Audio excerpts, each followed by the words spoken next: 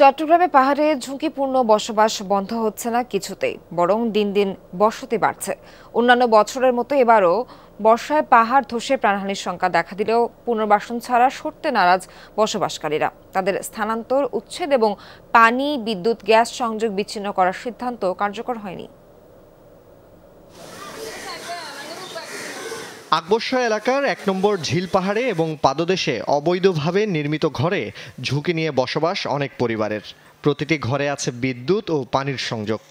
Metre ছাড়া এখানে একটা লোক নাই এবং পানির বিল ছাড়া একটা লোক নাই, দেখাতে কেউ পারবে না। টাকা দিয়ে মিটার জ্বালাইতেছি, পানি কিনি, আমরা চলতেছি। আমরা এখন বর্তমানে অবৈধ জায়গাতে আছি, কিন্তু আমাদের কারেন্টটা অবৈধ না, বৈধ। পানিটা বৈধ। জেলা প্রশাসনের হিসেবে চট্টগ্রামের ঝুঁকিপূর্ণ ২৬ পাহাড়ে বসতি অন্তত ৬,৫০০। সবখানেই চিত্র একই। বর্ষা মৌসুম আসলেই শুরু হয় মাইকিং, ব্যতিক্রম হয়নি এবারও।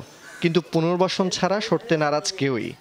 ওই যে আমরা যদি বাড়িঘর থাকতে বাড়িঘরে চলে যেতে, কিছু করার নাই, এখানে থাকা লাগবে। কি জন্য উঠে দিবে? আমাদের কোনো ঠাই দিব না, খাইদান ছাড়া আমরা কেন উঠাই দেয়। পুনর্বাসন দিয়ে আমাদেরকে ব্যবস্থা করা হোক, তাহলে আমরা ইনশাল্লাহ হয়তো এই গরিব মানুষ আমরা বেঁচে থাকতে পারবো। গত ২০ জুন পাহাড় ব্যবস্থাপনা কমিটির ২৮তম সভায় গৃহীত ঝুঁকিপূর্ণভাবে বসবাসরতদের সরিয়ে নেওয়া, অবৈধ স্থাপনা উচ্ছেদ এবং গ্যাস, বিদ্যুৎ ও পানির সংযোগ বিচ্ছিন্ন করার সিদ্ধান্ত কার্যকর হয়নি। এখানে বিদ্যুৎ, পানি এবং গ্যাসের সংযোগ বিচ্ছিন্ন করার জন্য বলা হয়েছে। তো আমরা আশা করি যে যারা পাহাড়ে অবৈধভাবে ঝুঁকিপূর্ণভাবে বসবাস করছেন তারা যেন সেখান থেকে নিরাপদ আশ্রয়ে সরে আসেন।